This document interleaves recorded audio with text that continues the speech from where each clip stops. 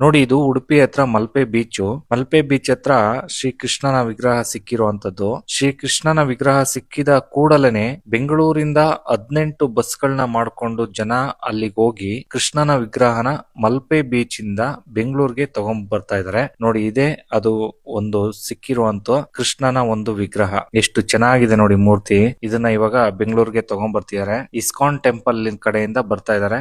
ISKCON temple ಗೆನೆ ಇದು ಸೇರುತ್ತೆ. ಆದ್ರೆ ಎಲ್ಲಿ ಇದು ಪ್ರತಿಷ್ಠಾಪನೆ ಆಗುತ್ತೆ ಅನ್ನೋದು ಗೊತ್ತಿಲ್ಲ. ಆದ್ರೆ ಬೆಂಗಳೂರಿಂದ ಒಂದು 18 ಬಸ್ ಇಂದ ಬಂದಿದ್ದಾರೆ ಅನ್ನೋದೊಂದು ವಿಷಯ ತಿಳಿದು ಅಷ್ಟು ಜನ ಬಂದು ಶ್ರೀ ಕೃಷ್ಣನ ವಿಗ್ರಹವನ್ನ ಬೆಂಗಳೂರಿಗೆ ಮಲ್ಪೆ ಬೀಚ್ ಇಂದ ಬೆಂಗಳೂರಿಗೆ ತಗೊಂಡು ಹೋಗ್ತಾ ಇರುವಂತ ದೃಶ್ಯಗಳು. ಈ ವಿಡಿಯೋ ನೋಡೋ ಸುಮಾರು ಜನಗಳಿಗೆ ಅನ್ಸೋದೇನಪ್ಪಾ ಅಂತ ಅಂದ್ರೆ, ಸಮುದ್ರದಲ್ಲಿ ಒಂದು ವಿಗ್ರಹವನ್ನ ಯಾರೋ ಇಟ್ಟಿರ್ಬೋದು ಇಲ್ಲ ಹಾಕಿರ್ಬೋದು, ಅದು ತೇಲ್ಕೊಂಡು ಸಮುದ್ರದ ದಡಕ್ಕೆ ಬಂದಿದೆ, ಅದನ್ನ ತಗೊಂಡು ಇವಾಗ ಬೆಂಗಳೂರಿಗೆ ಹೋಗ್ತಿದ್ದಾರೆ ಅನ್ನೋ ಒಂದು ಮನಸ್ಥಿತಿ ಬರ್ಬೋದು, ಇಲ್ಲಾಂದ್ರೆ ಆಲೋಚನೆ ಬರ್ಬೋದು. ಆದರೆ ಈ ಒಂದು ಕೃಷ್ಣನ ವಿಗ್ರಹದಿಂದ ಎಷ್ಟೋ ಕುಟುಂಬಗಳಿಗೆ ಜೀವನ ಅಭಿವೃದ್ಧಿ ಆಗುತ್ತೆ, ಮತ್ತೆ ಎಷ್ಟೋ ಜನರಿಗೆ ಕೆಲಸ ಸಿಕ್ಕುತ್ತೆ. ಆ ಊರು ಹಂಗಂದ್ರೆ ಈ ಪ್ರತಿಷ್ಠಾಪನೆ ಮಾಡ್ತಾರಲ್ಲ, ಆ ಊರ ಅಕ್ಕಪಕ್ಕ ಅಭಿವೃದ್ಧಿ ಆಗುತ್ತೆ. ಇಂಥದ್ದೆಲ್ಲ ಒಂದು ಪವಾಡ ನಡೆಯುವಂತ ಒಂದು ವಿಗ್ರಹ ಅಂತಾನೆ ಹೇಳ್ಬೋದು, ಕೃಷ್ಣನ ವಿಗ್ರಹ. ಅದಕ್ಕೋಸ್ಕರ ಎಲ್ರು ಹರೇ ಕೃಷ್ಣ ಕೃಷ್ಣ ಕೃಷ್ಣ ಹರೇ ಹರೇ, ಹರೇ ರಾಮ ರಾಮ ರಾಮ ಹರೇ ಹರೇ. ಈ ವಿಚಾರ ಎಲ್ರಿಗೂ ತಿಳಿಲಿ ಅನ್ನೋ ಕಾರಣಕ್ಕೆ